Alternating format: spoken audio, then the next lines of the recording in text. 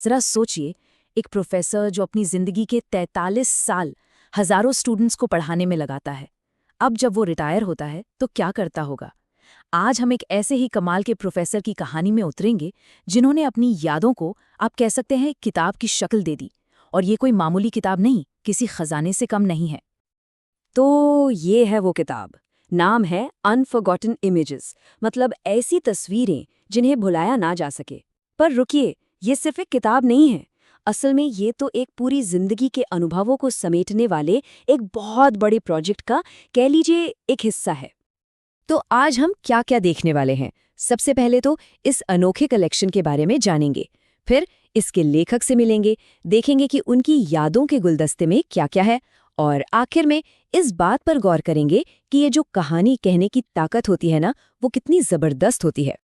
तो चलिए शुरू करते हैं। सबसे पहला सवाल तो यही उठता है कि आखिर अनफॉरगॉटन इमेजेस में ऐसा क्या है? क्या है ये किताब? जैसा मैंने बताया, ये कोई एक अकेली किताब नहीं है। ये अविस्मरणीय यादें नाम की एक बड़ी सीरीज का छठा हिस्सा है। और अब जो मैं बताने जा रही हूँ वो सुनकर शायद आप चौंक जाएं। इस सीरीज में अब तक 643 से भी ज्यादा कहानियां पब्लिश हो चुकी हैं। सोच कर देखिए, एक इंसान की जिंदगी का कितना बड़ा, कितना कीमती खजाना है ये। तो अब जाहिर सी बात है, मन में सवाल आता है कि भाई, है कौन ये शख्स? कौन है जिसने इतनी सारी यादों को इस तरह सहेज कर रखा है? तो चलिए अब मिलते हैं डॉक्टर R.K. तिवारी से और जानते हैं कि एक प्रोफेसर कहानीकार कैसे बन गया। ये जो लिखने का सिलसिला है ना, इसे शुरू करने से पहले डॉक्टर तिवारी ने अपनी जिंदगी के 43 साल 43 इयर्स एजुकेशन को दिए। 4 दशकों से भी ज्यादा का वक्त उन्होंने एक प्रोफेसर और प्रिंसिपल के तौर पर गुजारा। और सबसे दिलचस्प बात क्या है पता है? उन्होंने लिखना शुरू किया रिटायरमेंट के बाद, मतलब उस उम्र में जब ज्यादातर लोग सोचते हैं कि अब बस आराम करना है। ये उनका फैसला था, अपनी जिंदगी के जो बिखरे हुए पन्ने थे उन सबको एक साथ जोड़ने का।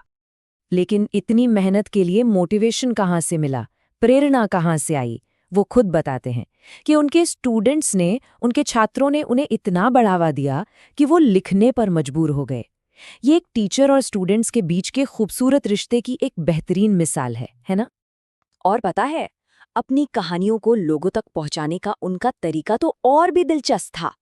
उन्होंने कोई बड़े पब्लिशर को नहीं ढूंढा, बल्कि सीधा फेसबुक पर ही अपनी अविस्मरणीय यादें सीरीज शुरू कर दी। कितना मॉडर्न तरीका है, सोचिए। तो ठीक है, लेखक के बारे में तो हमने जान लिया। अब वक्त है जरा किताब के अंदर झांकने का। चलिए देखते हैं कि यादों के इस गुलदस्ते में आखिर कैसे कैसे फूल हैं।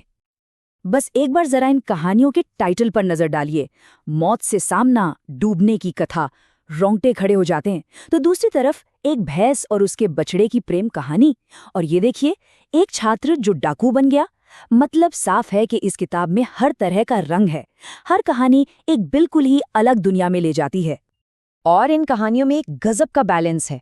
एक तरफ तो स्कूल, कॉलेज और गांव की वो मीठी मीठी यादें हैं, और दूसरी तरफ चंबल के बीहड़ों में मौत और खतरों से सामना करने के एकदम रोमांचक किस्से। तो कहानियां तो वाकई कमाल की हैं, लेकिन क्या ये पूरा सफर डॉक्टर तिवारी ने अकेले तय किया? अब जरा इस पहलू पर भी नजर डालते हैं कि कैसे ये यादें एक सामूहिक विरासत बन गई। देखिए, डॉक्टर तिवारी साफ कहते हैं कि ये किताब सिर्फ उनकी मेहनत का नतीजा नहीं है। उनकी पत्नी, जो खुद इंग्लिश लिटरेचर की प्रोफेसर हैं, उनकी बेटी, जो एक वॉइस ओवर आर्टिस्ट हैं, और उनके दोस्त, सबने मिलकर इसमें हाथ बटाया है। और ये बात कितनी सही है ना, कि हमारी कहानियां अक्सर अकेले हमारी नहीं होती, हमसे जुड़े लोग भी उन्हें पूरा करने में मदद करते हैं। तो ये सिर्फ कागज पर छपी कहानियां नहीं हैं, ये आने वाली पीढ़ियों के लिए एक विरासत है, एक लेगेसी है। इन कहानियों के जरिए एक इंसान की पूरी जिंदगी, उसका पूरा दौर हमेशा हमेशा के लिए जिंदा रहेगा। तो ये सब कुछ हमें एक बात सोचने पर मजबूर करता है। हर जिंदगी अपने आप में अनगिनत कहानियों का एक कलेक्शन ही तो है। अब सवाल बस इतना है कि वो कौन सी कहानियां हैं जो हमारे लिए अविस्मरणीय हैं, जिन्हें कभी भुलाया नहीं जा सकता।